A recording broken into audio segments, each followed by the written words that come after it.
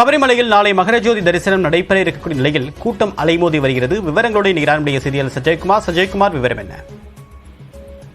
April மண்டல மகர விளக்கு சீசனின் சிகர நிகழ்வான மகர விளக்கு பூஜை மற்றும் மகரஜோதி தரிசனம் நாளை சபரிமலையில் சரியாக 6:25 மணிக்கு தீபாராதனையும் தொடர்ந்து பொன்னம்பலமேட்டில் மகரஜோதி தரிசனம் நடைபெற உள்ள நிலையில் பல்வேறு கட்டுப்பாடுகள் விதிக்கப்பட்டுள்ளது. இன்றும் நாளை, அதாவது 13 மற்றும் 14 நாளைய தினத்தில் விர்ச்சுவல் கியூ, அதாவது ஆன்லைன் முன்பதிவு என்பது 50,000 பேருக்கு மட்டுமே அனுமதிக்கப்பட்டிருக்கிறது. அதே போல நேரடி புக்கிங் ஒவ்வொரு நாளும் இன்று நாளையும் 1000 பேருக்கு மட்டுமே அனுமதி வழங்கப்பட்டிருக்கிறது. அதே போல மகரஜோதி தரிசன நாளான நாளை பம்பையிலிருந்து காலை 7:30 பம்பையிலிருந்து மலையேறி செல்ல அனுமதி மறுக்கப்பட்டிருக்கிறது. அதே போல திருவாபரணம் சென்றடைந்த பின்னரே மாலை நேரம் திருவாபரணம் சன்னிதானம் சென்றடைந்த பின்னரே மாலை 5:30 மணிக்கு மேல் தான் பம்பையிலிருந்து சன்னிதானம் செல்ல முடியும். அதே போல பல்வேறு கட்டுப்பாடுகள் அந்தந்த தேவசம் மற்றும் காவல்துறை அதிகாரிகள் பல்வேறு கட்டுப்பாடுகள் விதிக்கப்பட்டது. அவர்கள் குறிப்பிட்ட இடங்களில் மட்டுமே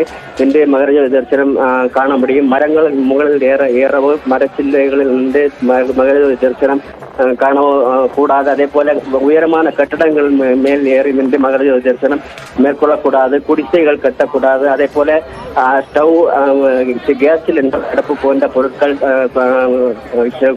சன்னிதானம் கொண்டு செல்லக்கூடாது போன்ற பல்வேறு கட்டுப்பாடுகள் விதிக்கப்பட்டிருக்கிறது.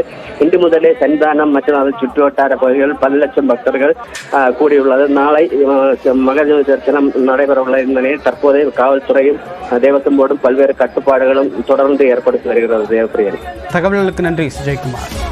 ಎಲ್ಲ ಭಕ್ತಾದಿಗಳು